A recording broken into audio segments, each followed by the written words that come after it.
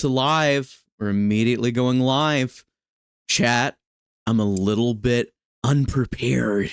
No, I'm prepared for the stream, but I kind of hopped on immediately after getting the stream ready. Welcome, welcome, guys. Late ooh politics. Oh gosh, never use that word again. Never ever use that word again. It is a cursed word with very deep and dark histories. Okay, no. But you guys know the drill. This is Real American. It's John Rose. I'm going to have potentially in a few minutes a new guest. Actually, he's a pretty chill guy, pretty chill Catholic guy. I think he'll add some good commentary to what we're discussing today. But if you like the stream, if you like talking about the Supreme Court giving Donald Trump the greatest victory of all time, make sure to like the stream, make sure to share it, make sure to give it to your friends, the ones that you like, etc., etc. We do have a super chat right out of the gate. We always love those. M for 5, ACB from the top rope. KJB must be annoying to work with, not just dumb. They don't seem to hate Sotomayor like this. Yeah, Diabetes Lady does not get the shade that Ketanji Brown Jackson gets. And if you didn't understand, he's just like using Amy Coney Barrett. Ketanji, I thought Jackson was her last name. Is it her middle name? Because you got the initial. You might have got the initials mixed up there. Cherokee Bear for 2. Who wants to spoil Squid Game? You know, a bunch of poor people die, and then like one guy gets rich, and then he uses his money to try and track down the rich guys killing the poor people. So there you go. I just spoiled all of Squid Game for you. How do you feel? The only word I like is the T word, Trumpomania. It's Trumpomania, brother. Ooh. Yeah, no, I like Hulk Hogan. Yeah. Wait, what did I miss? It's been 2 minutes. What do you think you missed? It's been 2 minutes. The stream started 2 minutes ago. Oh yeah, I forgot to shill the stream. Oh, yeah, I should probably do that. But yeah, no. Ladies and gentlemen, we just had one of the biggest wins for the entire Trump administration. You know, we've been held back over and over and over again this entire first admin, and you guys have seen the frustration, not just from us, you know, from Rap and me and everybody else on the show, but you've seen it in the admin. You've seen it in people every day. There's memes and frustrations about the courts all across the country, district level court judges doing federal injunctions. This started back during JFK's admin, and at the time everybody was like, "Oh my gosh, JFK is being so crazy. We just have to let this extremely illegal thing happen. This extremely unprecedented and deeply unconstitutional thing happen. Please just oh."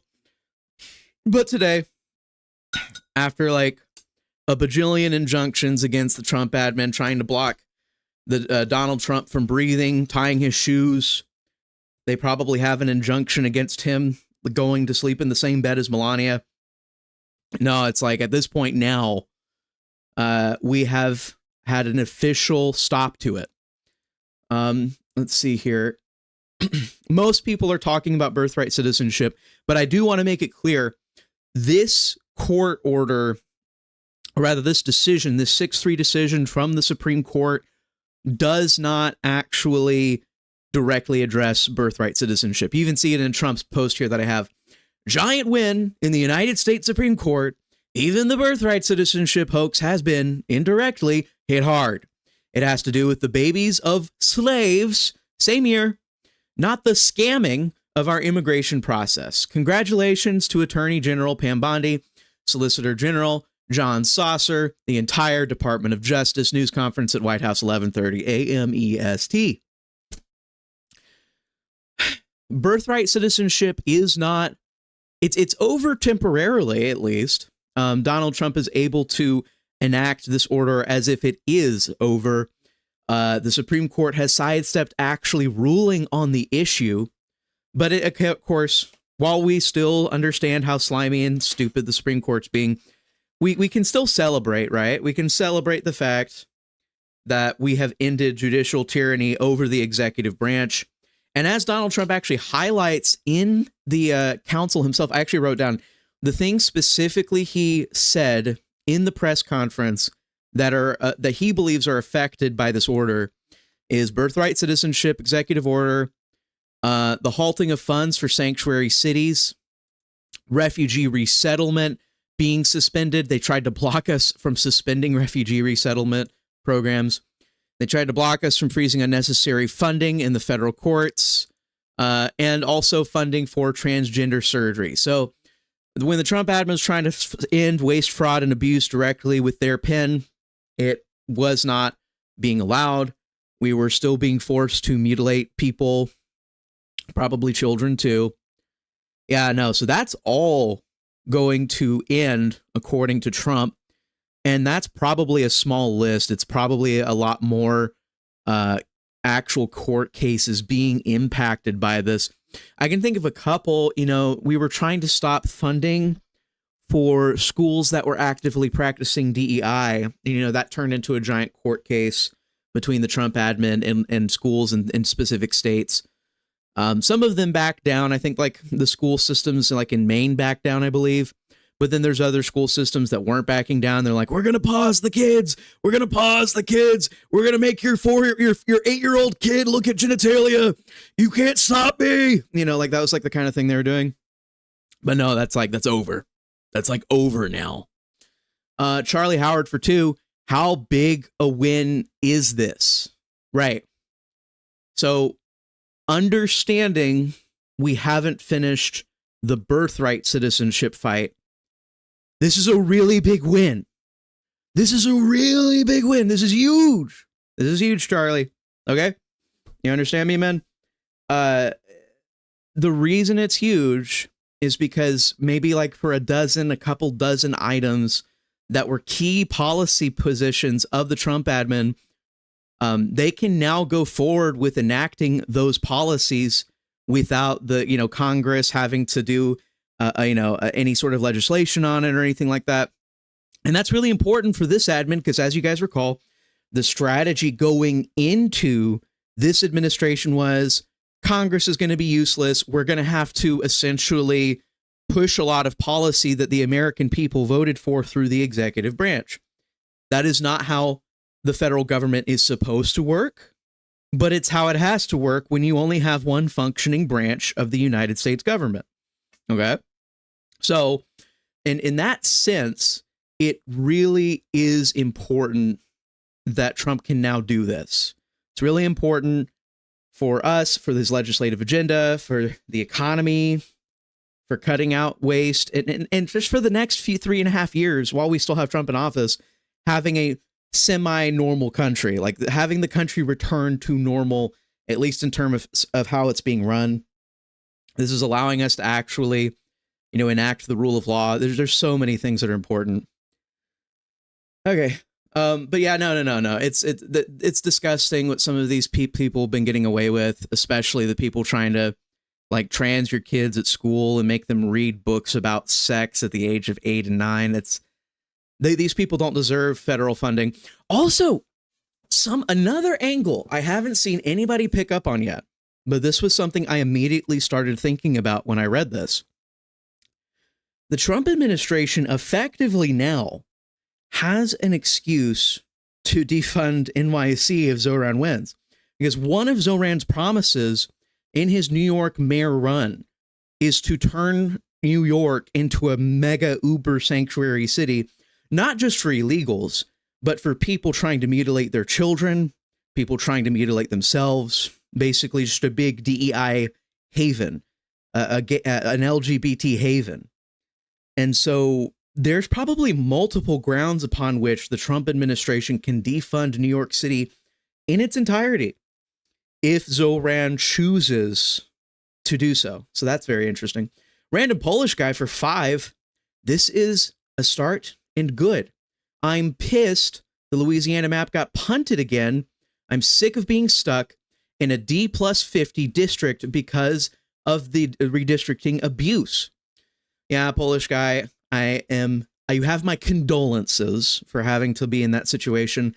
But if you get upset at the Supreme Court punting issues down the road, you're essentially getting upset at your dog peeing on the yard. You're getting upset at, the sky being blue, bears shitting in the woods, that's kind of the situation. The Supreme Court's job, their goal in life is to kick things down the road instead of exerting their authority. American Nerd for 5. My mom had me when she wasn't a citizen yet, but my biological father was one. That makes me good, right? Right? I think it is, but I want to make sure. Yeah, American Nerd. So number one, none of this stuff with the birthright citizenship executive order is going to be retroactive. We might decide to retroactively do it for a couple decades. It would be hard. It'd be a hard sell. I don't expect it to go through, but no, there's no retroactive revoking of citizenship. And on top of that, if one of your parents is a citizen, you are a citizen. Okay, like that. Even if we got rid of birthright citizenship entirely, if one of your parents is a U.S. citizen, then you don't have to worry. So yeah, that's not something to actually be concerned over. Let's see. To be fair, Zohran is a DEI hire himself. Yeah, he's a lot in the mold of AOC, where AOC was hired specifically because of aesthetics and vibes. She had no actual policy genius. She had no concept of writing laws. She was just a Starbucks barista. Zohran's in the same mold. He's a rich guy. And also, I'm not entirely sure about this, but Zohran Mamdani may actually, in fact, not have. He may not have had a job until he was 29 years old. No job until 29.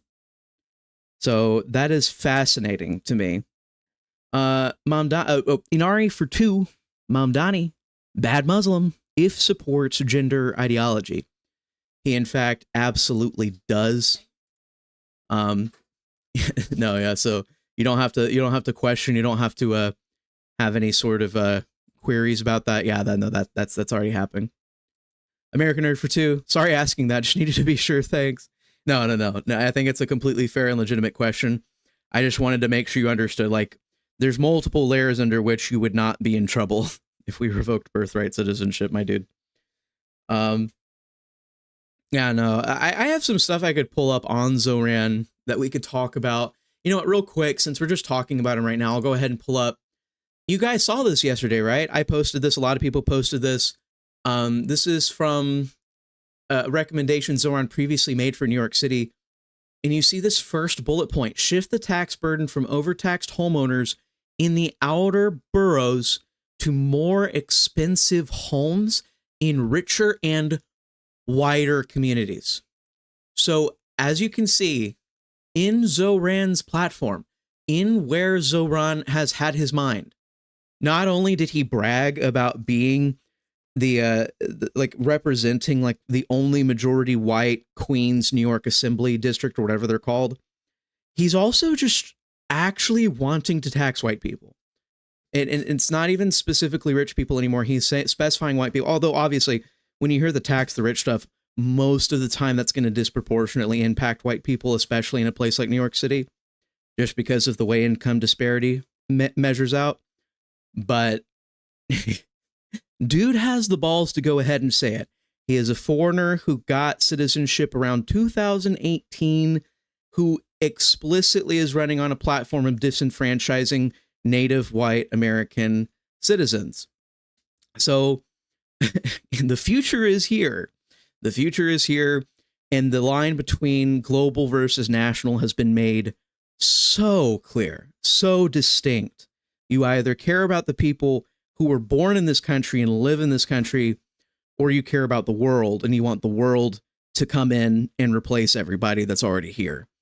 It's really funny because in New York City, it's not just white people being replaced. It's, you look at the black percentage of the city. The percentage of black citizens in the city has gone down. Native blacks, not foreign blacks. They have been the black people have been replaced by foreigners in New York City just as much as white people, which should be. It just lets you know, this is so much more of a native versus non-native, national versus foreigner, global versus United States kind of issue.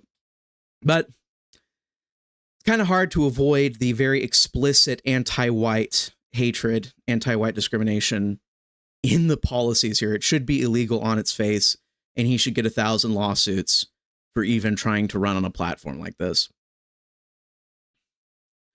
Lord Rhino for 5.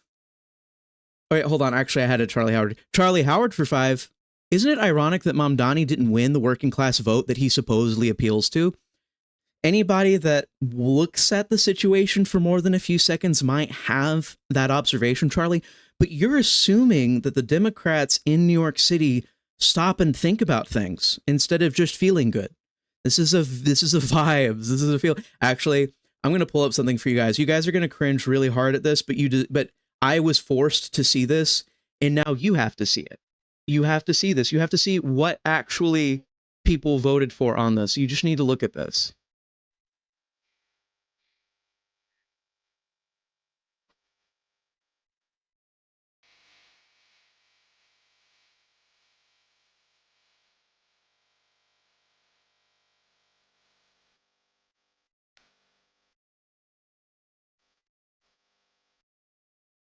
Yeah.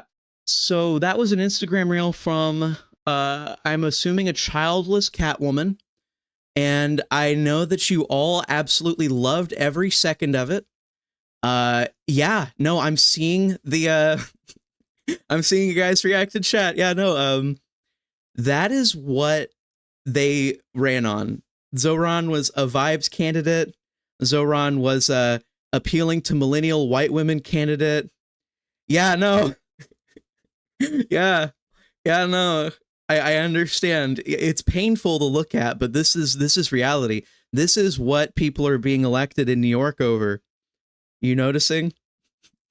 So Ron does not deserve weeb status. I don't think he deserves weeb status either, but it's just really important for people to understand how painfully cringe this is, but also just understand how much this has nothing to do with real policy. This is just fun ideas. Like, even inside the things you see, what do you like? Strawberry Flare, but I like fast and free buses. I like freezing the rent. I like, oh gosh, universal child care. Yeah, no. This is just Gibbs. Please give me more things. Please give me more things. Also, can you give me a very disturbing anime edit? Yeah. Here, let me read the super chats. Lord Rhino for 5. Is Mamdani a socialite? Is he one of these rich socialists? Yes. So he's a Indian, ethnically Indian Ugandan. And if you recall, Uganda is part of those African countries that were holdovers, leftovers from the Soviet projects. And the Soviet Union was trying to increase their influence over that area. The ethnic Indians in East Africa, I've been told, are essentially they're like a rich population that has come into a poor country to kind of rule over them.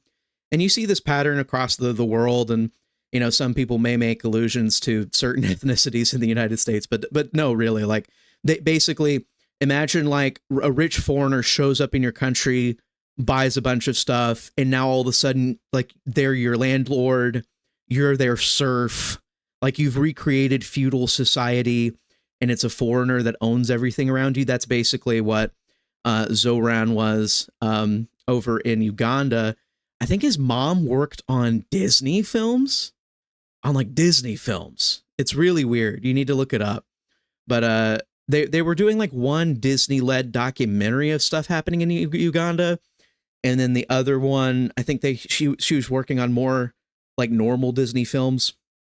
But yeah, this dude is part of the upper crust. He moved to New York City as a member of the upper crust, someone that has all this money, that has all this prestige. And yeah, no, I don't think he's ever worked a normal day in his life, as far as I can tell. You guys should help me find this. I cannot find his work experience. The only thing I can find is him starting to work in politics at the age of 29. I have no record of this guy actually working a real job, which wouldn't be unusual for a Democrat politician, but I just want to know for sure. If you guys can help me confirm that, that he's never worked a real job in his entire life, that would be awesome, because I can't find it. I can't find him working a normal job.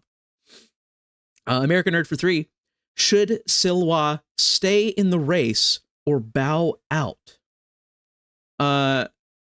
You know, I think that's a matter of polling. I think they should all come together. Everybody that's not Zohran should huddle together in a room and then decide, okay, well, who has the best shot at doing this? I mean, people were arguing yesterday that Cuomo has a better shot at beating Zohran in a general election because it was a closed Democrat primary. I don't know about that. That makes me nervous. Other people want Cuomo to drop out and for Eric Adams to go. The thing is, remember, though, if Cuomo drops out against Zohran, he's just going to endorse Zohran, just like he did at the end of the Democrat primary. I don't think Cuomo will endorse Eric Adams or the Republican candidate. So that's something to keep in mind. It might be, I don't know what the correct decision is, but I do think everybody needs to consolidate behind one candidate against Zohran. Random Polish guy for 5. I'm seeing all the big conservative people on here propping up Adams and trying to do some coalition opposition when Curtis Silwa is right there. I don't think Curtis can actually win just because of the letter next to his name, and that is the brutality of New York politics. For governor, it might be different, but New York City mayor, no, man. You have to remember, these people just elected a communist. It seems really hard to just get an actual Republican up. And the polling data, that's the main thing. The reason you're seeing people like Luke and other people prop up Eric Adams is because of the polling data. I'm not saying that I'm not saying that I'm going to do the same thing. I'm just saying that that's the reality. That's why they're doing that, is because the polling data just looks bad for every candidate. Richard Heed for 5. Can JD Vance cancel out the shenanigans in the Senate? Is Thune even feeling pressured? Also, what's Michigan looking like for 2026? Well, I can't tell you Thune was feeling pressured because he had to answer 2 or 3 times that he was not actually going to do anything about the parliamentarian yesterday. I do feel like we actually did make him feel the heat. It's just that for some reason he's committed to this. Now, Charlie Kirk yesterday put out a video a few hours after I streamed saying that everybody should kind of keep their eyes peeled and watch and wait. And the reason that Charlie Kirk is saying that is because he believes that the office of the president of the Senate, which is JD Vance's office, is already aware of the situation and possibly prepared to act if at the last minute it is required.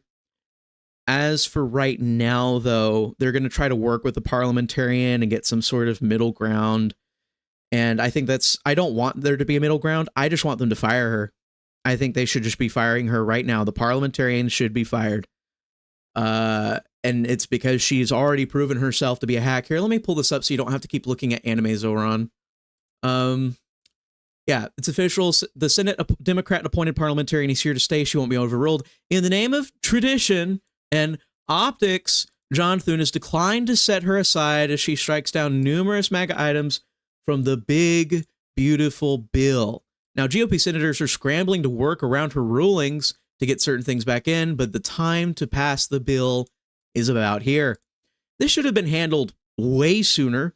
Why is a 2012 Harry Reid appointee still holding her position in a Trump trifecta government? I mean, the sad thing is you could have asked this question 8 years ago, too, and they still didn't get rid of her 8 years ago. So this is a legitimate question now, and it was a legitimate question 8 years ago. Why is she still there? And the answer is mumble process, mumble Senate. They feel like it's some sort of sacred institution and that, you know, they are not supposed to do X, Y, or Z, even though the Democrats would immediately do it if necessary. And yeah, no, there's not only precedent for this. Thune should have thrown her out already. We did this back in 2001 under very similar circumstances. It's been 24 years. Do it again. In addition to that, yeah, no, even though JD's president, like the last time the vice president did something like this, overruling the parliamentarian. It was like 50 years ago. Who cares? Just do it. But I think they're going to hold off on making JD write the rules until they have exhausted all options with the parliamentarian, so that they can continue the semblance of, you know, what do you call it? Following procedure, following rules. Screw the rules, guys. Screw the rules. Of what use is the rule if it has brought you to this point? A glitch TV for 2. My response to that is, please put me down. That is fair. I'm assuming you're reacting to Zohran. That is very fair. Oh yeah, Rap was wanting me to show you guys this. This is what I was talking about earlier. TFW, the last majority white assembly district in Queens, is represented by this guy. This is him bragging in 2021 about essentially representing a majority white assembly district in Queens, the last one.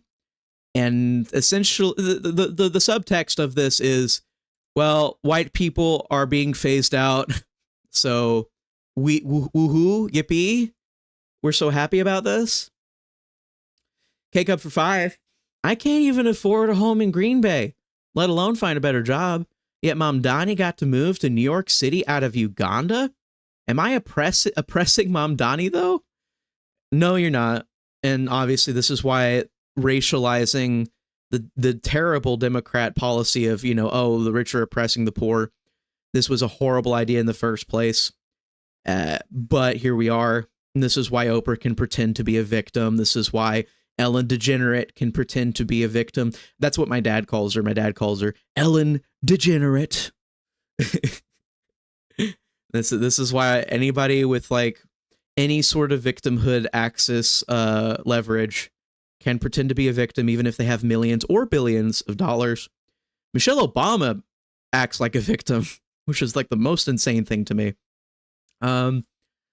Lord Rhino for 5. Zohran versus Idi Amin for NYC mayor. Yeah, Idi Amin. I'm not sure I know Idi Amin. That I might not get it. Might not be. I'm your joke. If it was a joke, it has flown past me. Random Polish guy for 2 in a 5-way race. It was very much possible. Yeah, some people are arguing the 5-way race would have been better. Some people are arguing it needs to be a 2-way race. I'm kind of leaning towards it being a 2-way race, because once you get out of the closed-in primary, and if you focus on the fact that Zohran has terrible immigration policy, and that 80% of New York is concerned about migrants, I think that they will vote against Zohran. Like the population of New York. I think a lot of Democrats have gone independent, like Luke was saying a couple streams ago.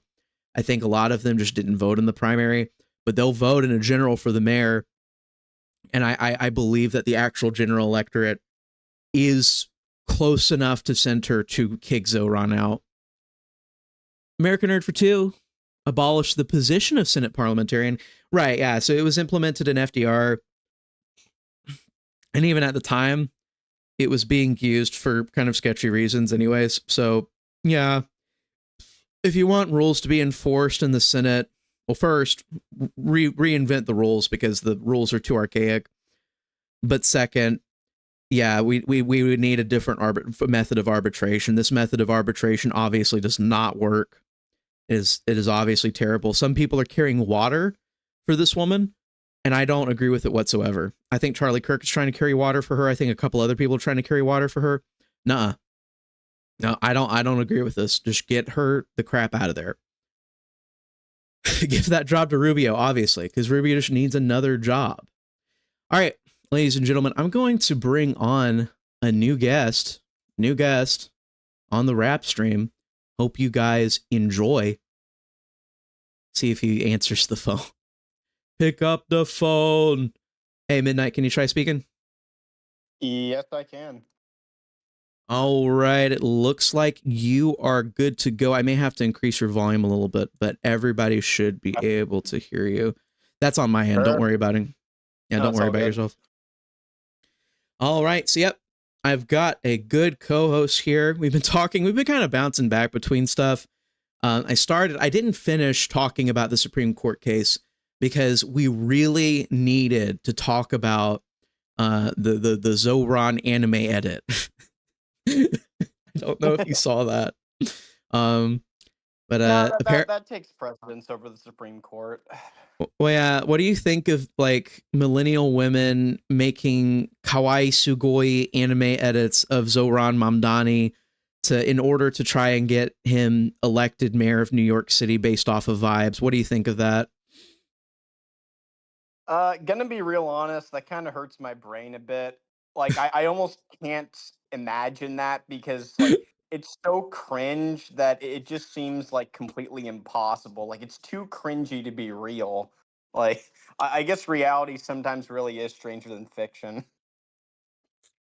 Well, it's stranger than fiction for sure in New York City today, where they're on the precipice of electing a dude, a foreign rich Muslim from Africa, post-Soviet communist state that's going to come and bring not only communism to New York City, the crown jewel of America, but also just like a very different ideology from what we were expressing, I guess, 20 years ago when 9/11 took place. It is. Luke brought this up first, but I think it's still so important that he campaigned with Hassan Piker, the guy who thinks 9/11 deserved to happen to New York City. Why are you going to elect this guy? It's really also, of course, there's a lot of Jewish people in New York. It's bizarre to me that Jews could elect this guy. It's really crazy to me. Yeah, no, I mean, Zoran winning the primary just goes to show just how radical the Democratic base has become, especially in the last year or so. It just shows that, again, they are not moderating whatsoever. They are choosing to delve further into leftism. And anybody who thinks like the Dems are going to moderate and come to like some sensible position by 2028, just look at them right now. Like, do they look like they're gonna pivot to the center at all? I don't see it. Well, to me, it seems like a problem of authenticity. So one of the problems with Harris's campaign that I feel like many of them actually picked up on was the fact that she was the least authentic person that they had ever run. Everything about her was a lie. Her platform was a lie. Her personality was a lie. Her accents were a lie. Everything was a lie. Of course, Zohran does the fake accent thing too.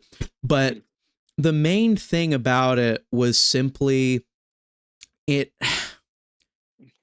it's more authentic for them to run as like full-blown communists than it is to pretend to moderate. And so if they're trying to be authentic, they kind of have to be radical. That's kind of the way I see it.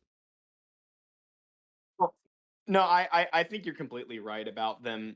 Authentically, a lot of these people are radicals. Like, if they try to come off as a centrist, it's going to be like, what are you doing? It's like when Harris tried to be a centrist, and then everyone's like, well, you campaigned as being like fairly left wing in 2020, and you're Joe Biden's VP. So it's not something's not matching up here, you know?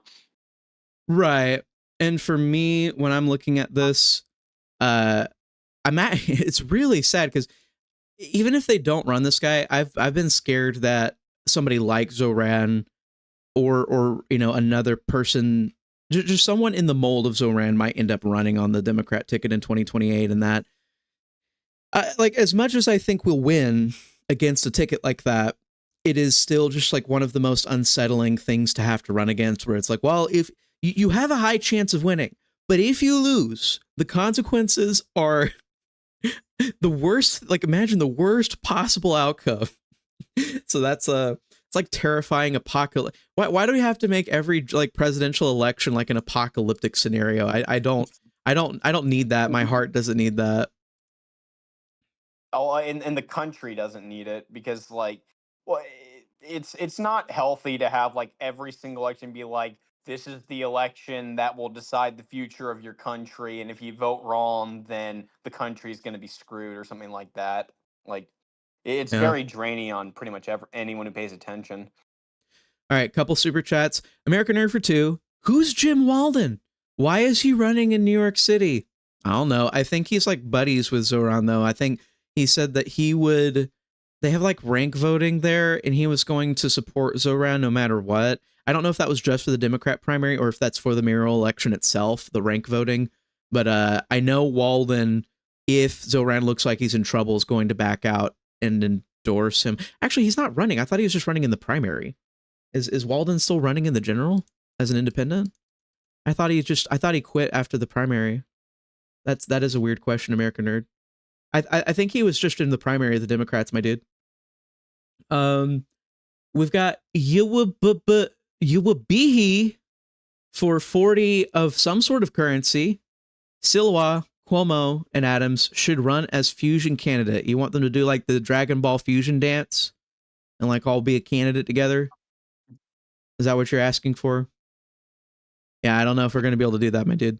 But I do agree. They need to coalesce. They need to figure something out. I feel like having combined opposition to Zohran is more important than trying to split it between like a 5-way race. I think a 5-way race makes it really easy for Zohran to win. I think a 2-way race makes it a lot harder. So I guess we'll like hop back over to the Supreme Court stuff. So I started off, of course, showing JD Vance, a huge ruling by the Supreme Court smacking down the ridiculous process of nationwide injunctions. Under our system, everyone has to follow the law, including judges. And I'll remind chat, and I'll remind you as well, Midnight, the things Donald Trump mentioned in his press conference that could be affected by this specific decision are Trump's positions on birthright citizenship, trying to freeze sanctuary city funding, trying to suspend refugee resettlement programs, freezing unnecessary federal funding for probably stuff like USAID and other things. And he was no funds for transgender surgery. Those were the ones that Trump mentioned in the press conference.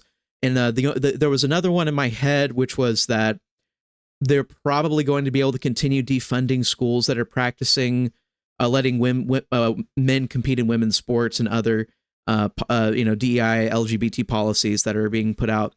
So, it has wide-reaching implications and probably helps out Trump a lot in various stuff. Do you have any like comments on the general ruling before I get into the kind of spicy stuff inside of the actual Supreme Court ruling? Because this was pretty bad. Yeah. So I've not read the official stuff, but from what I have heard in at least the Supreme Court stuff today, it sounded like the Supreme Court sided with us in the sense that you can't have all these partisan hack judges attempting to block Trump's agenda all the time. I know with regard to things like birthright citizenship, I'm normally not a doomer, but like I wasn't really I didn't think anything would be passed when it came to birthright citizenship. No. So the fact that it sounds like we might get something out of it to me is a huge white pill. Right. So nothing ever happens, bros. We're slightly vindicated on the fact that the Supreme Court once again kicked the can on the actual issue of birthright citizenship. But this is a positive indicator for any future rulings. They weren't willing to rule against it, and they were also willing to allow the policy to remain in effect. So until they actually rule on it, however many months or years that they refuse to rule on it, we no longer have birthright citizenship in this country, which means that anchor babies are not a thing. People can be deported even if they hop over the fence at 8 months pregnant. That's over. Like giving away our birthright to random people that hop the border is over. And that is a beautiful thing. We hope that it continues. We hope that they don't take it away from us. But yeah, no, we have a little bit more to talk about with the Supreme Court ruling. Yeah, it's funny that you mentioned that because Boston Nationalist just DM'd me one of his posts. He was talking about the VRA case as well too. Right. I had on screen specifically Louisiana, which I believe is what you're referring to. Yes. Yeah, they're going to rehear arguments next term over the congressional elections map They just chose that hey, we don't have time to like really talk or think about this. There's some really ridiculous districts in Louisiana, and they're Yeah, racial, like but they're the also Snake other stuff. District from New Orleans all the way up to like the northwest side. It's just ridiculous. Yeah, it doesn't make a lot of sense, but it's there. So you guys will have to wait, but good news is that it probably will get overturned. That's my opinion. It's not really opinion though of the Supreme Court. Let's I think the see. same as well. Oh yeah, Trump during the press conference where they were talking about this about an hour ago said he supports the Supreme Court ruling that was next to this one, allowing religious families to opt out of LGBTQ materials in school. We're giving you back your parental rights. You'll see a lot of stuff from Eric Daugherty because I was scraping this together quickly, and a lot of these like news headlines I first saw from Daugherty. Let's see. Oh yeah, more about the specifics of what was changed here with birthright. People don't realize how far these judges extended their authority. In this case, the judge barred the Trump admin not only just from like barring people from citizenship automatically, but doing any work or study or planning on the issue. The judge was so triggered by the idea of challenging birthright citizenship in this way that they ordered the Trump administration to stop talking about this issue. The Solicitor General said in oral arguments that this had effectively prevented the admin from having any internal discussions about what a policy would look like or how it would function.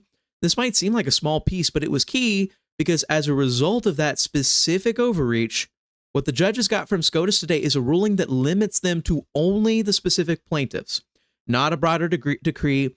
They can't tell the country what to do. They can only halt specific plaintiffs. If they want to halt all of the birthright citizenship cases that we were revoking, they would have to like open up a case for every single one of them, which is impossible. This thing's great for us and major loss for activist judges. I'm sure they will continue doing much of the same work to impede the administration's efforts. However, the reality is that the appeal courts will now be forced to blow all that noise out of the water.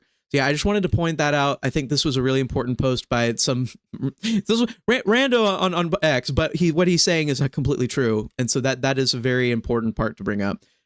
They can only do specific cases; they can't do broad sweeps. Let's see here. Gotcha. Yeah.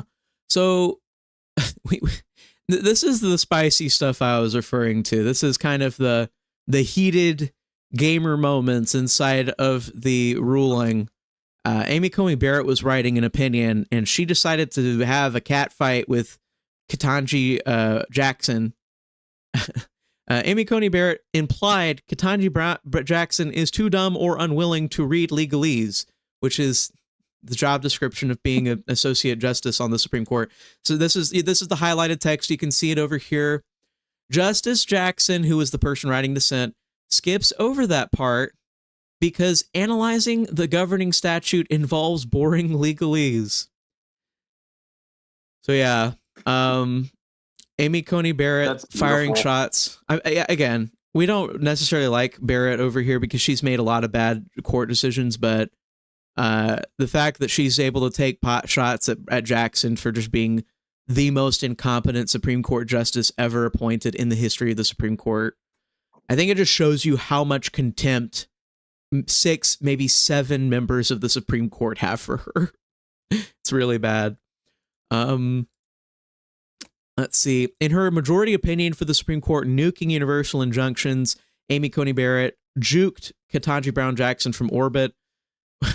So here, we will not dwell on Justice Jackson's argument, which is at odds with more than 2 centuries worth of precedent, not to mention the Constitution itself. We observe only this. Justice Jackson decries an imperial executive while embracing an imperial judiciary. Isn't that what we've been talking about this whole time? I'll let you talk a little bit about this, Midnight. I have to grab something from the other room. I'll be right back. Okay. So yeah, I mean, just kind of elaborate on what John said. Amy Coney Barrett basically slammed Janine, or sorry, I can't talk right now. the one judge about her views on this.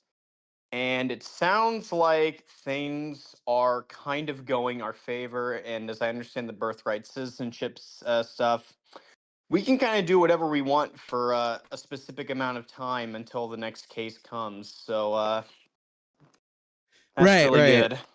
And the main thing I'm looking here is that what I've never seen. I don't know. Maybe this is because I haven't read that many like historical Supreme Court cases. I need to read more. But Same here. can you imagine this kind of like kind of savage attacks on? Because listen, like this isn't normal. This isn't like, oh, you're taking a side swipe at someone that you see every once in a while. They are going to see each other for decades, for the rest of their lives. They're both in their 50s, I believe. I think Ketanji might be in her 40s. They both have 20, 30 years left on the court. And so basically, she's like calling her colleague, her coworker, a dumbass in front of like the entire country. And she has to be there for like decades with this woman, working with this woman. Like, can you imagine doing that to one of your coworkers, dude? It's like, oh gosh. No, I don't.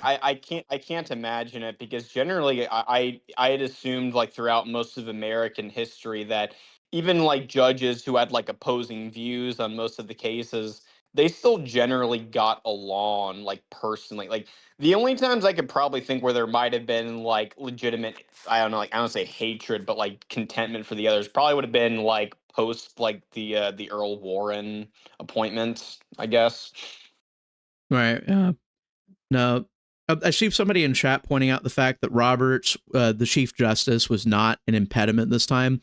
And I just want to say that's primarily because he had been called out. He had been fired at by Trump to saying, hey, don't get in the way of this. Don't get in the way of every single thing our administration is doing. And he also was called on, hey, this is your responsibility. Rein in your Supreme Court, or not your Supreme Court, but your lower courts. Rein in your lower courts. They're obviously overexerting their authority, whether you think I am or not. You need to rein in your court before you start criticizing me for overexerting my power. So yeah, no. My point is, Chief Justice Roberts was going to be in a bit of a bind, a controversial scandal, if he did not rein in the lower courts. That's something important everybody should understand. It's almost like when you exert pressure on people, it works. Right. No. Mike Oxford for two. She should just say it and call KBJ a retard. I don't know if that's standard That might be a decorum. little bit of a that might be too racist for her to say. I mean, come on, no, you can't do that. She should be like Amy Coney Barrett comes out with an opinion, but there's no court case. Opinion. I think Clarence Thomas is super duper duper smart. He's such a smart one. He's one of the good ones. Ketanji Brown Jackson, on the other hand, total retard. I can't believe it. She drags down her whole race. No, like that would be. She's a nasty woman. No. I don't imagine Barrett ever doing that. No, she wouldn't. She has adopted kids. I'm not insulting people who have adopted kids, by the way, but she has like adopted kids from a country thousands of miles away. She's very much a kind of bleeding heart Catholic intelligentsia type. Let me see here. This is actually a great redeeming of herself by Barrett. Well, Colton, I don't expect it to last. I expect Barrett on the official birthright citizenship issue to rule poorly just because of her personal opinions. And unfortunately, we thought that this was going to be a person who would rule based off of what she thought, like the Constitution would say. So credit to her now. She did make a good ruling here. I expect her to not do well when the actual birthright citizenship issue comes up, whether that be in months or years from now. For right now, though, we got a win from Barrett. We'll have to wait. We'll have to wait to be angry at her at a different time. I mean, at the very least, it gives us time to actually deport like a good amount of people who are or birthright citizens, even though both their parents are illegals. Oh, you thought it would get auto-censored? No, Lewis, no. We've said the word retard on here plenty of times. Don't you remember? Donald Trump won the election, half a year ago. You can say retard. It's okay. Oh, yeah. Oh, yeah. Anyways, so we saw that. Oh, yeah. This was like from a footnote. I saw this while I was browsing. This is from a footnote talking about the arguments that they were having between the majority opinion and the dissent. One great line: when a court concludes the executive branch has acted unlawfully, the answer is not for the court to exceed its power too. Seems kind of common sense, but we have to say obvious things nowadays. Notably, Justice Kagan, who condemned these universal injunctions during the Obama administration, has found a comfort level with those injunctions during the Trump administration. Interesting part of the dissent. Wasn't that funny? It is a little funny. And this is what I wanted to read from footnote 8. The principal dissent faults us for failing to identify a single founding era case in which this Supreme Court held that universal injunctions exceed a federal court's equitable authority. See posted 29, opinion of Sotomayor, Jackson.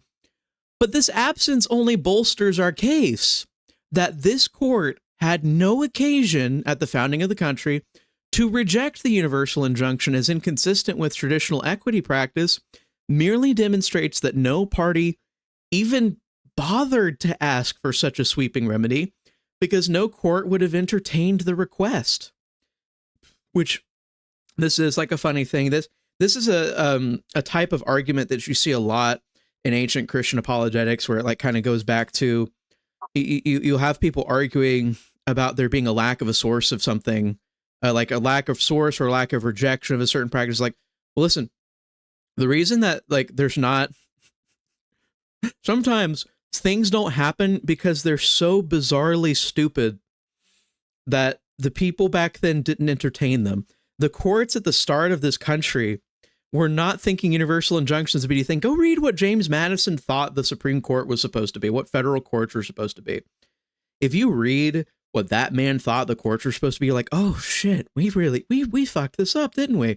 Because like his entire idea was that the federal courts would just arbitrate state decisions and kind of help them figure stuff out. And if a state wanted to even leave the Union of States, that the federal courts would just kind of like help negotiate them and keep them in the union or help them exit the union. like it was we're so far away from that world. Where if you went to James Madison and you told James Madison that that we would have this kind of issue with the Supreme Court, he would like do something very violent and disturbing. I don't know what he would do, but he would not react politely. The founding fathers, if they saw this stuff today, their reactions to this would make a lot of people call them feds. That's what I'll say. Well, yeah. The Constitution would never have been signed. Nobody would ever agree to this union. They might even be like, hey, British Empire, we need to stick with you guys for a few more years. We haven't figured this out. We haven't figured out this whole government thing. We're gonna, but yeah, no. I have a super chat. Inari for 5. People fuss at me for saying retard, but then I read some people things some people say and think, you know what? Maybe justified at times. All right. Look, in common vernacular, nobody is trying to insult anybody. Nobody's trying to insult entire groups when they say that. When someone is called a retard, you're insulting one person, either yourself or somebody else, but you're not, like that's the whole thing. They tried to make it about collectivism. Oh, you're insulting all of the mentally disabled people. No, nobody, literally nobody that I grew up with was trying to insult all mentally disabled people when they say that word. That never once was the thing. And I always thought that people being upset about it was stupid, even when I was like young. I was gonna say, like, I was friends with like a lot of kids who had autism and ADHD, and they would like call each other retard all the time. So Like, unironically, the only people that I have seen get offended by the word retard are mostly like white suburban women, generally most of the time. Yeah. The church that I grew up in when I was like a kid had someone with kind of like Down syndrome-esque like qualities. And she has that developmental delay where, her brain never ages past being like a third grader. She works at like one of the Burger Kings at my hometown. And she's like, a wonderful person, kind, blessing to everybody around her, blessing to God, a blessing of God to everybody. Nobody dislikes her. I don't think a single person dislikes her, and that's a good thing. And she's treated wonderfully, and I treat her well. Everybody treats her well because, in spite of any of her difficulties or her incapacity to behave like an adult, she's just always happy all the time. That's one of the blessings of like mentally disabled people, is the kind of joy that they bring to other people's lives. And that's like one of the reasons why euthanizing them in the womb is one of the most cursed, horrible things that you could ever promote. But I agree. Well, yeah, it's like this person may grow up with certain deformities and stuff, so we'll just kill them before they even have a chance to live, you know? I mean, that's the humane thing to do, John, isn't it? All right. So it's like a lot of a couple members of my family have autism. My future mother-in-law has autism. My future wife has autism. I don't know what I have, but I have never been tested for it. I won't been tested for ADHD. I don't care. I'm not calling any of those people or myself a retard or insulting them when I say the word retard. It's just stupid, man. Anyways. Yeah. So that was everything from Supreme Court. We did have something from a Gavin Newsom. What did I put down for Gavin Newsom? Oh, yeah, this was from yesterday. Don't know if you guys saw this headline.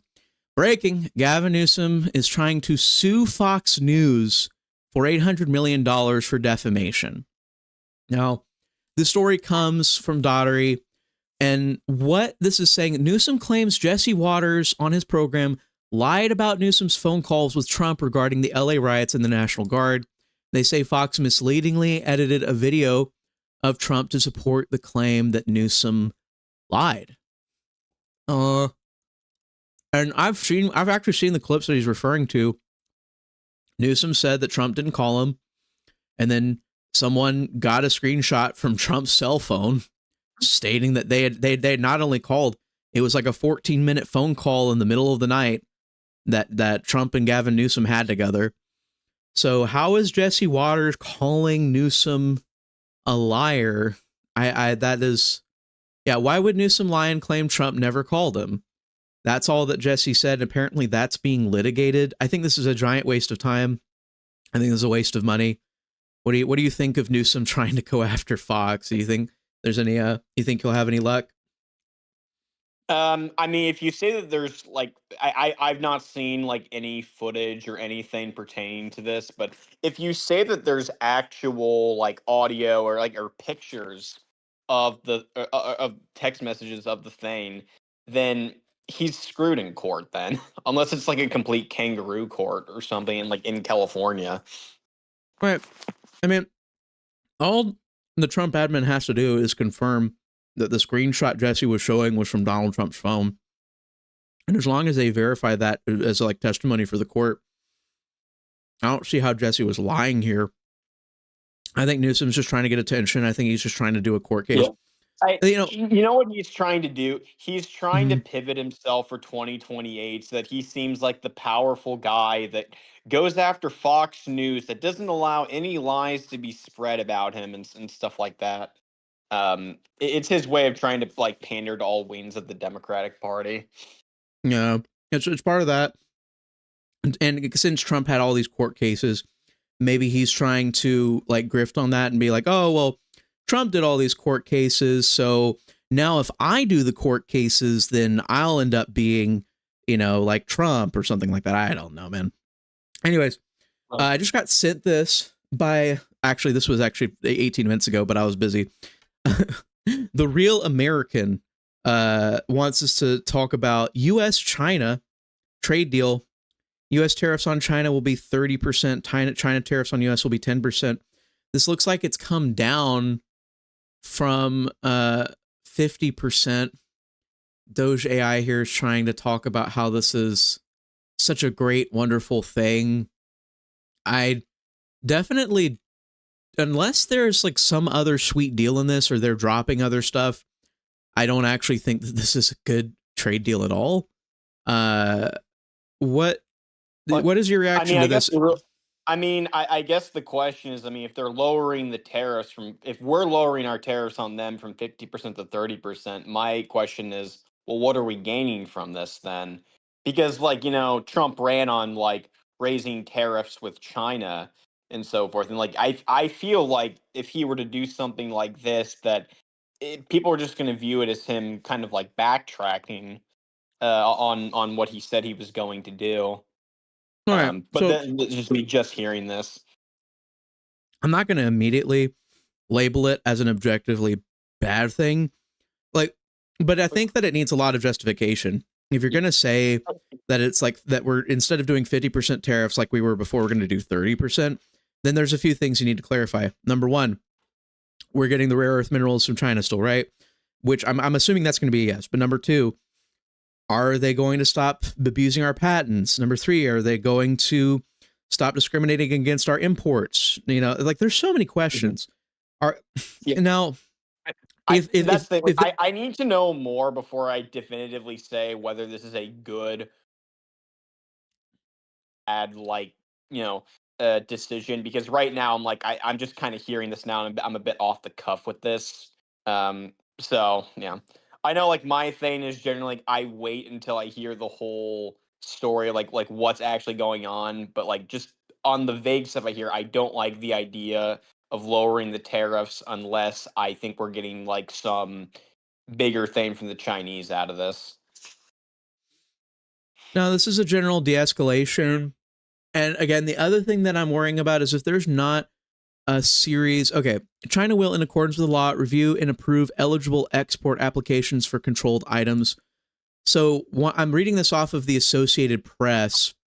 You guys can read it here with me. I'll put it on the screen real quick.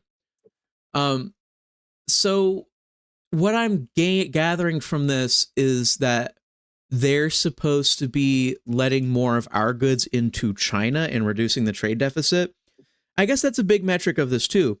If you want to measure the success of the tariffs, well, what was the purpose of the tariffs? Reducing the trade deficit. How much is the trade deficit reduced? If we get away, we're at the same place next year and we've only reduced the trade deficit with China a small amount, then obviously the tariff deal is not working and it needs to be bolstered. And also the other concern I have about this, just on the immediate term, okay, so they're also helping out with drugs. Apparently they are stopping the precursor chemicals that are being used to make the fentanyl. And so the reverse opium crisis happening against the United States might stop with fentanyl in China. So I guess less dead Americans is obviously something I should be happy about. Let's see. Sun Yun, director of the China program at Washington-based think tank, said Beijing has only tightened its overall policy on rare earths, but has the discretion on how to implement it. That's the Chinese style, she said. If all goes well, the permit happens. If things go in the wrong direction, like U.S. arms sales to Taiwan, permits gone with the wind. So basically, China's trying to be a strong arm man. They're saying that if we try to protect Taiwan, that it's going to be bad. And that is something I've seen other people make predictions that China has like an 18-month window to strike Taiwan. So maybe next year that becomes a big scandal, or actually in 1 or 2 years, that may be a scandal that we talk about. But as of right now, everything's kind of up in the air. I'm not a big fan of this move on its face. I'm a fan of the fentanyl flow stopping. I'm a fan of us continuing to get rare earth minerals. And I'm a fan of supposedly us getting more access to the Chinese market. But we'll have to see. We'll have to see how that turns out. And And what I'll say, It's like, if very much a developing story right now. it's a developing story, and if you want to know what's going to shape my opinion the most about these lowered tariffs, it's going to be how far has the trade deficit with China fallen in 6 months or 8 months or 10 months from now. All right, let's see. American Nerd for 2. Newsom missed the attention he got before the Iran stuff. Yeah, he was getting so much attention. You know, he had that like semi-lustful fantasy of being arrested by Tom Homan, which was really weird. Dude's a pervert, by the way. I don't know if you realized. Simple logic for 2. Have you guys seen the S&P 500? Have not been looking at the stocks this morning. No. Yeah, I just looked at it. Apparently, the S&P is at its highest in the last since like February or something. Winning. Now, I consider that winning, ladies and gentlemen. Yeah, because I think the high it looks like the highest it reached was back in February 18th. It was like $6,129, and now it's $6,175. Yeah, I'm very happy for the S&P 500. So basically, the market has more or less correct. Because I remember when everybody was saying that back in March and April that the tariffs were going to crash the economy, that the stock market was going to plunge. It'd be the next Great Depression. Well, hey, where's the Great Depression? Is my question. It's been 2 to 3 months since. So the experts were full of crap. Donald Trump's policies work. I actually that Trump economics works for Trump workers. I forget exactly what I made the video title, but that's one of my videos from last week on here. Magic show for $3.49 in New Zealand buckaroos. Has China took the illegals back? Now, that's the other part of it. More than the trade deficit, China has, foreign nationals in here, obviously up to no good. China has students in our universities. China has a lot of illegal immigrants running off of Obamacare in this country. And I know I'm saying that as someone who knows very intimately about that. about Chinese illegals being on Obamacare. I promise with my own 2 eyes. I know that they're there. Yeah, no, those are all big question marks, and it seems like those aren't going to be resolved. So I understand if there's blowback on X, or if there's blowback from the Trump base on these kind of, backing offs from China. But I guess we'll have to wait to see a fuller picture before we make a full decision on it. But I'm kind of a little bit negative on that. I'm a good bit negative on this story. I don't think that this is a good turn. But who knows? Maybe with the other trade deals that we're getting, we'll see some better results. I really hope we get some stellar trade deals coming out over the next month. Let's see here. Stocks as a whole have been surging. Dow has surged this week. Right, no. It seems like the market's correcting back to normal. And possibly going to get booming over the summer. Let's see here. So we talked about Gavin Newsom. All right. I'll ask for your take on what you think is going on politically speaking here. This is DeSantis. We're talking about DeSantis here. Alligator Alcatraz. Have you heard much about this, Midnight?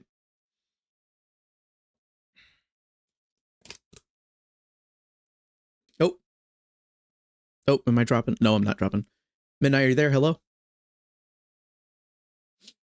My guest, my co-host, he has bowed out. We will see. Oh, yep. Nope, he's reconnecting. I can't hear you, my dude.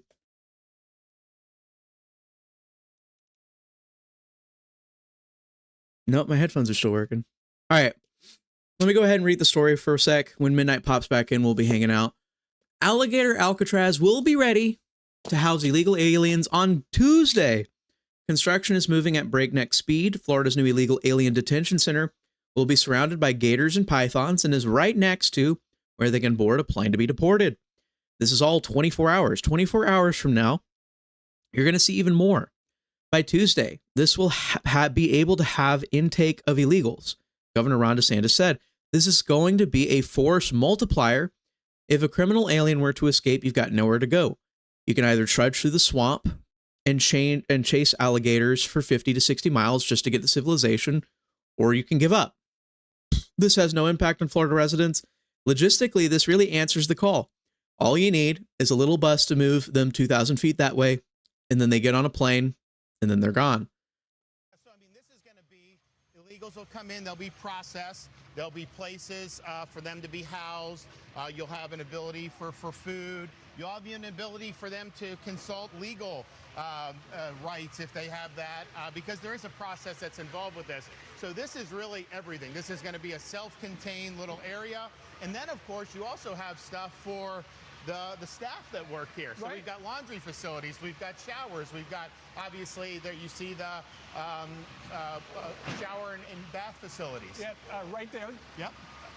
Where do you go to get a bunch of bathrooms like that? Well, so this is being done by the Division of Emergency Management. So when we have a hurricane, like we would actually have people stage here for hurricane response normally, anyways, but we have it when we have all the linemen come in to do the power. Sure.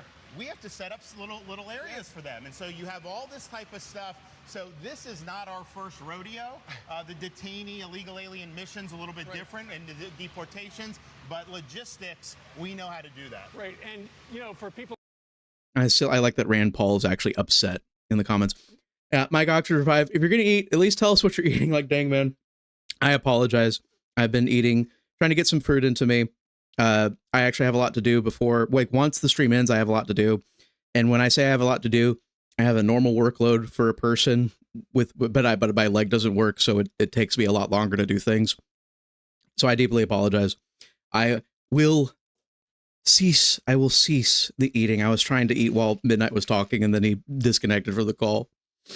Anyways.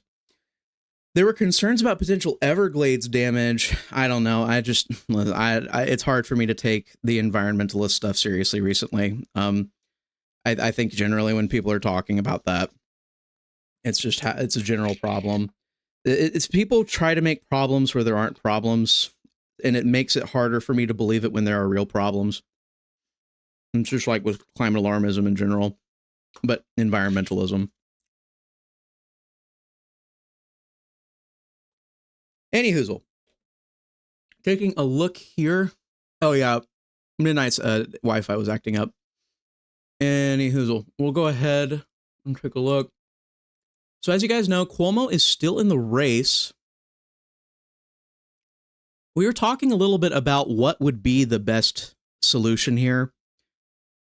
Based off of the polling, it might be better for Cuomo to stay in the race. He might take votes away from Zohran. That's what some people are saying. Other people are talking about it being better in general for everybody to drop out and go behind Adams. But as I told you guys, like, I don't think Cuomo's he's not going to drop out. He's not going to support Adams. I think it's part of, like, you know, towing the party line. Cuomo would just tell everyone to vote for Zohran, and I don't think that's a good thing. Mike, I told you what I'm eating. I was eating fruit. I'm eating like little bits and pieces of fruit. that's you know, like that you can get like a little fruit cup from Chick-fil-A. I asked for a fruit cup because I didn't want to eat anything else. I asked for a fruit cup from Chick-fil-A.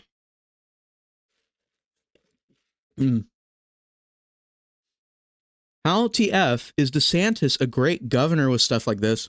When it comes to reading the political room, he is tone deaf. Well, it's because he's great at governing. He's great at picking up on ideas that are popular. He's great at reading stuff and catching the wind. But he's really bad at immediate responses. He's bad at making his own ideas. And that kind of maneuvering, the real-time maneuvering, is different from like policy decisions. He makes really good policy decisions when he has time to think about it. When he doesn't have time to think about it, he makes very poor decisions. I think that kind of helps you understand. K-Cup for 2. New York City would be better off being run by the old mafia.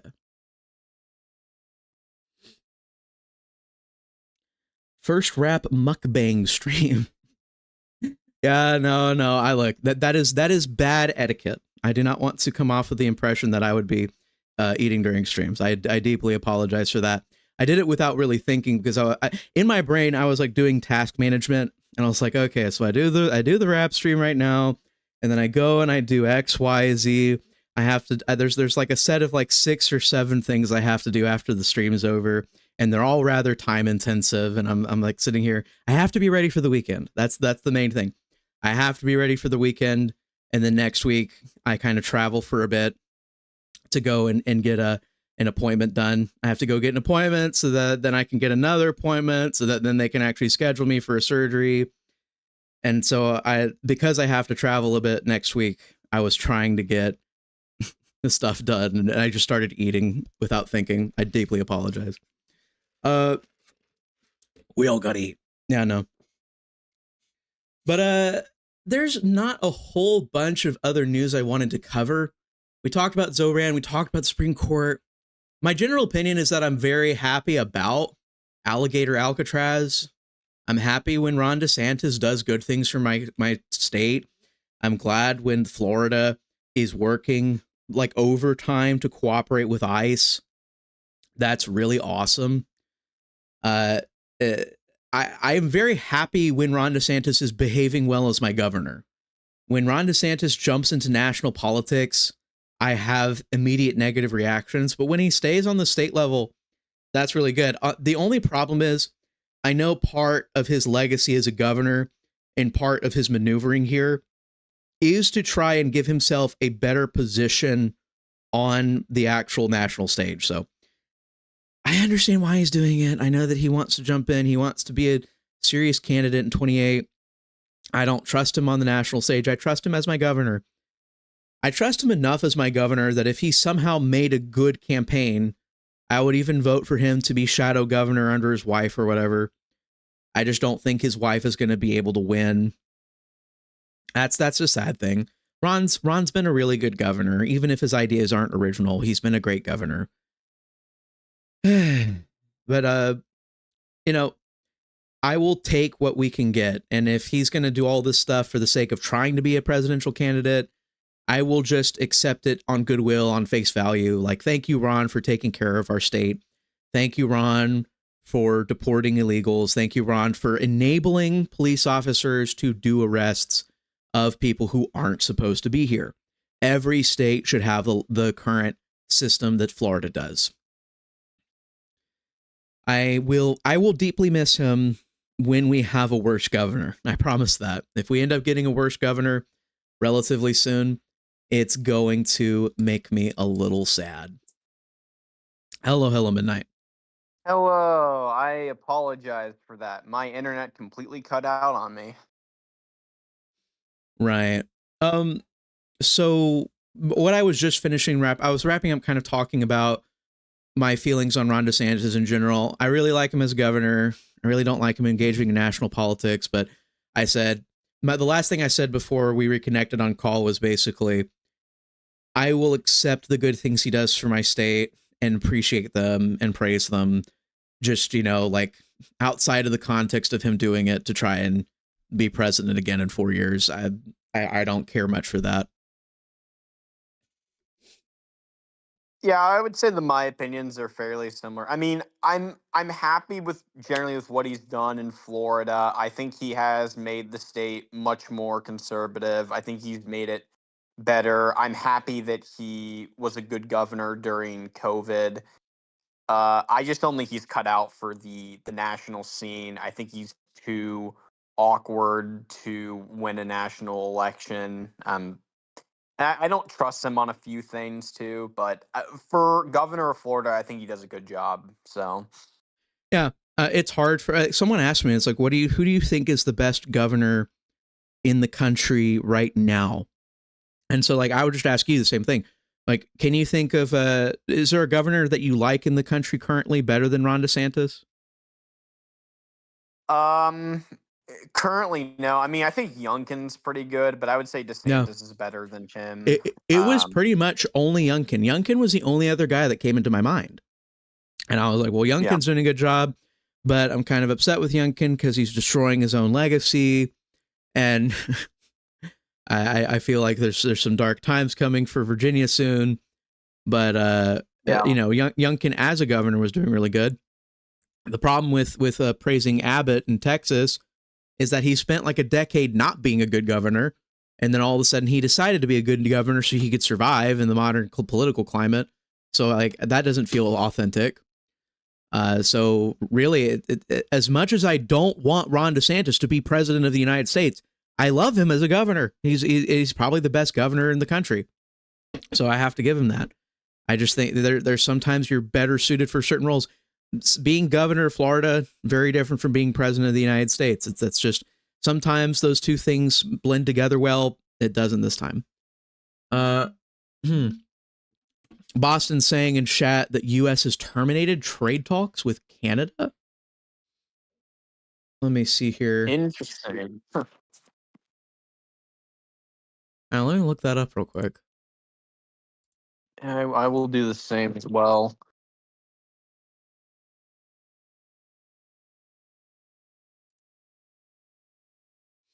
Okay. It's a True Social post from Donaldo Trump. All right, here you guys go. We have just been informed that Canada, a very difficult country to trade with, including for the fact they have charged our farmers as much as 400% tariffs for years on dairy products, has just announced they are putting a digital services tax on our American technology companies, which is a direct and blatant attack on our country. They're obviously copying the European Union, which has done the same thing and is currently under discussion with us also. Based on this egregious tax, we are hereby terminating all discussions on trade with Canada, effective immediately. We will let Canada know the tariff that they will be paying to do business with the U.S. within the next 7-day period. Thank you for your attention to this matter. Wow. So, yeah, what's your reaction to that? I'll let you go first. I'm still processing that. I would just say, hey, Canada, have fun. Have fun with this. That's what I'll say.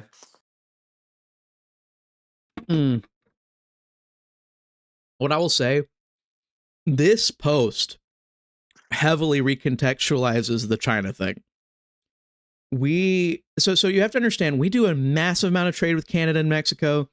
Another big chunk is with China. Another big chunk is with the EU.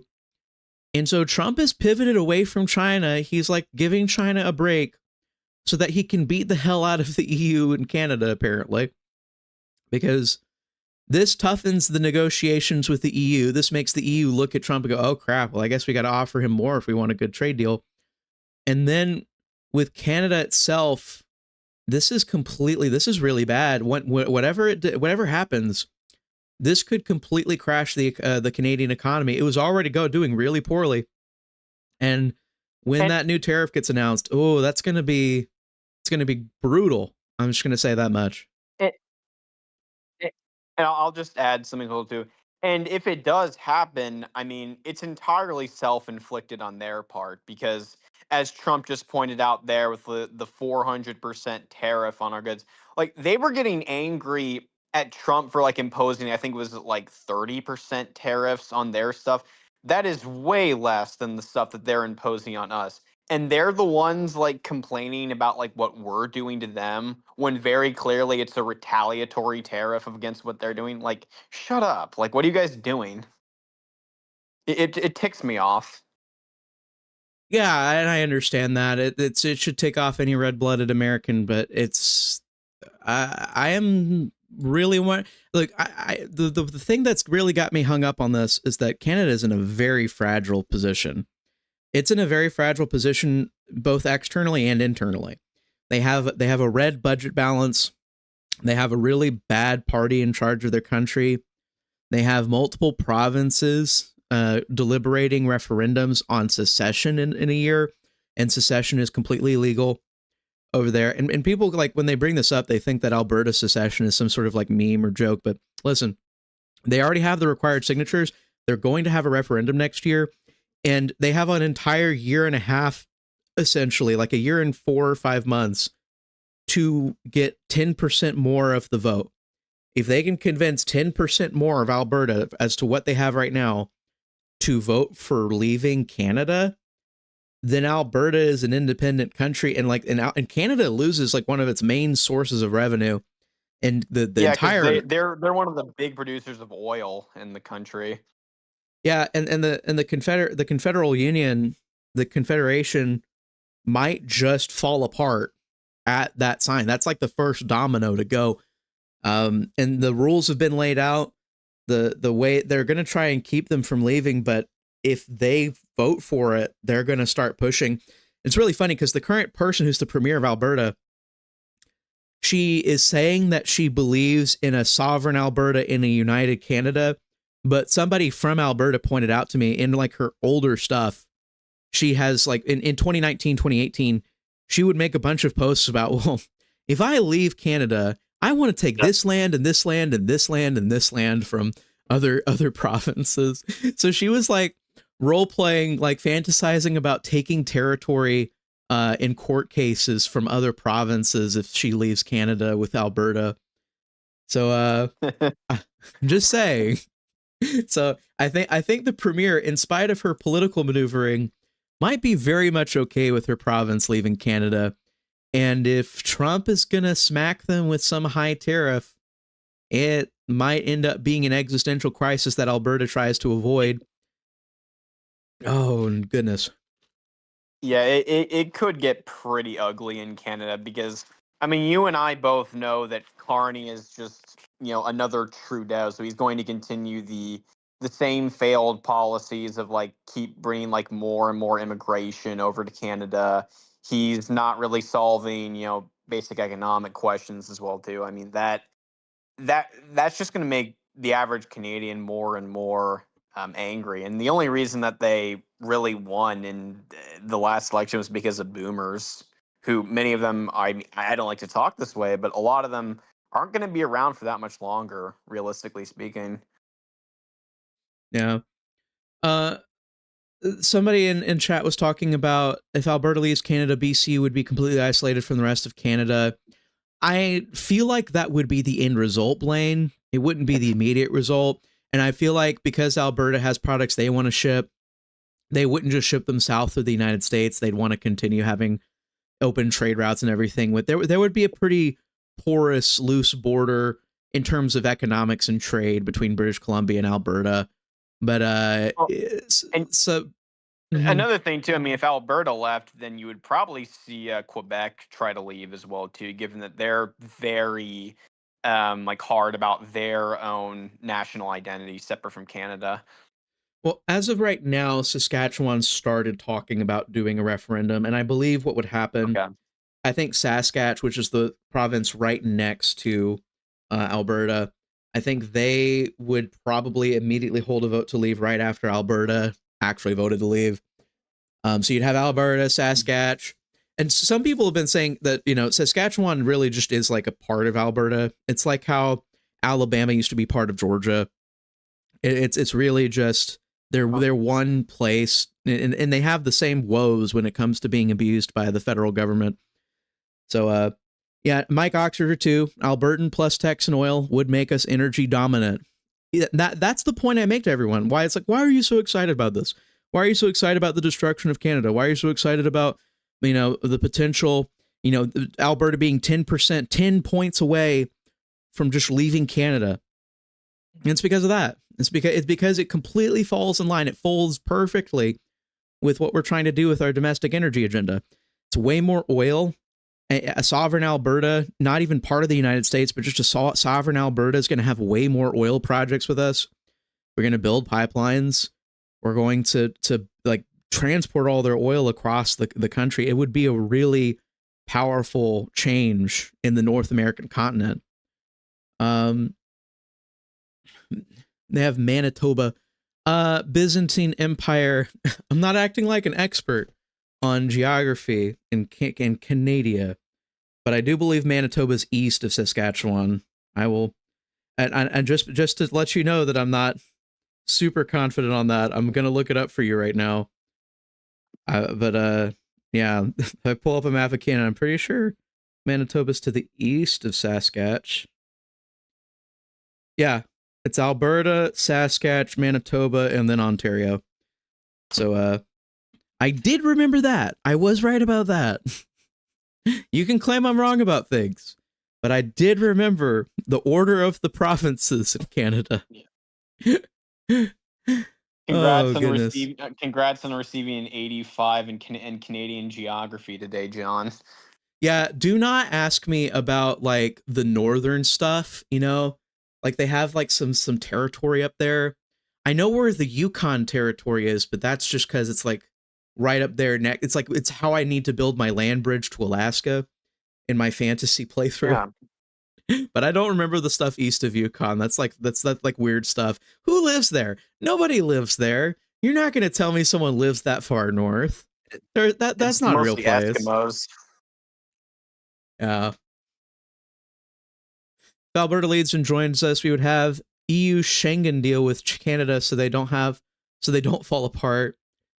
It would be interesting to see what the arrangement would be, but it would be very much poetic justice for Ontario and Quebec to kind of have to beg on their knees for us to rescue them from like actual like political destruction, economic destruction, bankruptcy, that kind of stuff. Yeah, like Yeah. Yukon, Northwestern Territories in Nunavut or whatever it is. Yeah, Yukon's the westernmost territory. Yeah, because that's what I'm saying. If you want to have a land bridge to Alaska, you got to get the thing next to Alaska, which is Yukon. So I just always remember Yukon like that. And then I think we'll like just we'll just steal some land from British Columbia, and then that'll make the land bridge. I think that's my plan right now. I'm going to steal land from British Columbia, steal land from Saskatchewan, and then we'll be cool. Then we'll have like Greater Alberta, and it'll be like Texas 2.0, but with mountains and cool people. All right. But anyways, oh goodness, no, but yeah. Right now, I don't have a lot else that I wanted to cover today. I have some election Twitter stuff. I actually do have an election Twitter story before we wrap up. Okay, guys. All right. This is your last call for super chats. One more story. Mike Oxford too. We definitely need that Alaskan mainland land bridge. Yeah, totally. Holy crap. Ken Paxton once again is demolishing Cornyn in the 2026 Texas Senate polls. We had a new poll up. For some reason, this isn't showing where the poll's from, but Paxton is up like in every single poll that we see him by about 20 points, and it doesn't seem to be stopping as a trend. So I am very happy about this. There's no real commentary on this. It's just basically bragging that this rhino will not survive the primaries next year. So yeah, a little bit of gloating, ladies and gentlemen. Be proud. We have the head to put on a pike. We have our kill. We've hunted a rhino. Oh goodness. Yeah, who would have thought that him coming out in favor of gun control would just completely destroy his political career? Who would have thought, you know? Or really just any of his behavior during 2020 or his opposition. His opposition to the person who was obviously going to win the Republican primary last year. That was I feel like that was such an easy thing to play. Like that was an easy play that rhinos really failed. They were just like, oh yeah, we'll support anybody but Trump, even though Trump will obviously win the primary. I think that was a bit silly. Paxton, I have no problems with Paxton running. Some people were like, oh, Paxton might end up close with the Democrats don't even know which person they're going to run yet. Whoever they run against Paxton's going to suck. And also you have to consider too, I mean, Texas shifted. It was one of the states that shifted the most to the right in 2024. It shifted 9 points to the right. The state has gotten more Republican in recent times, so like I don't really see why like the Democrat would win when Ted Cruz, who was the most vulnerable, held on in like one of the most like Dem favorable years possible. Like right now, we're not expecting like a 2018 style blue wave, so I don't see why that would magically translate over to Texas. I don't think so either. I think it's kind of silly. Obviously, not my field of expertise, but looking at it plainly, whether they put up, what was it, all red, or whether they put up, what is it, Beto O'Rourke, I guess. Beto O'Rourke, or there's like this is there's literally a Hispanic guy that's a House Representatives member named Castro. His last name's Castro. They're gonna have Castro run against Ken Paxton. Are you serious? Are you actually serious? I can just imagine the commercials right now. Like, Castro wants to turn Texas into Cuba. Well, yeah, it's like the ads write themselves. The jokes write themselves. Why would Texas, in spite of all of his Hispanics, why would they vote for Castro? I don't get that. I think that's silly. But yep, that is all of the news today. Cater did throw in a super chat at the end. Object Class Cater for 5. Do you think the Wisconsin Supreme Court regarding 26 midterms will save us a seat or two for 26? Or do you think Ohio or Texas will redraw before 26? I mean, I know Texas is completely compromised, and so I wouldn't be surprised if something bad happened there. But you're asking the wrong guy, I will say that. I wish I had Tyrone, or if I had Real Texan on here, I would get them to answer that. I think I'll actually ask them, and maybe next time we do a stream, I'll pop that up. I guess I'm technically the Ohio expert because it is my state. I believe I haven't heard anything officially, but I believe that there is a plan to try to nuke Captor and Sykes seats, and then potentially even make Landsman's seat closer. So that's bad news coming out of Ohio. They're going to try to make it blue. Or no, I mean like they're gonna try to nuke the 3 Democratic seats. So go. Yeah. So the opposite of what you said. Okay. So I didn't know any of these names, so I was just like sitting there like, is this bad or is this good? Or Marcy Captor is the one in Toledo. Sykes is the one in Akron, and then Landsman is the one in Cincinnati. Gotcha. Okay. And they're all Democrats. Well, hey, that's really good news. I hope that we at least get 1 or 2 of those. If all 3 would be cool. I will get you, Cater. I will ask our Texas guys, because we got a lot of Texas guys. I'll ask our Texas guys about what it's looking like there. See if we can get back to you. But in regards to that, I am less worried about it, especially now that the Wisconsin Supreme Court justice that they elected in January is like, she's basically said, F yours, got mine. And that's how she's treated her own party, which, hey, I kind of respect it. You campaign on doing you campaign as a Supreme Court justice to completely screw up everything. You get elected and then you go, nah, I guess I won't screw up everything. She'd probably still make some bad Supreme Court decisions, but you know, it's a nice way to start it off. But yeah, no, it's nice. So we probably have saved our Wisconsin seats. Sounds like we may be gaining some stuff in Ohio. Sounds like Texas is a bit up in the air. I know for a fact Texas is compromised. That's what I know for a fact. But we'll have to see. I'll ask around. And depending with the with the VRA, we may get to redraw in Louisiana and Alabama. I don't know. Well, we have to see, but yeah. But ladies and gentlemen, I do deeply appreciate you tuning in for this stream. We will have lots and lots more coming over on the weekend. I'll probably do one stream Saturday or Sunday, since it'll be a little bit rougher for me to stream next week regularly. But I will still try. I'm still going to try and stream regularly next week. But just keep a lookout. I'll try to let you guys know ahead of time if it's not materializing.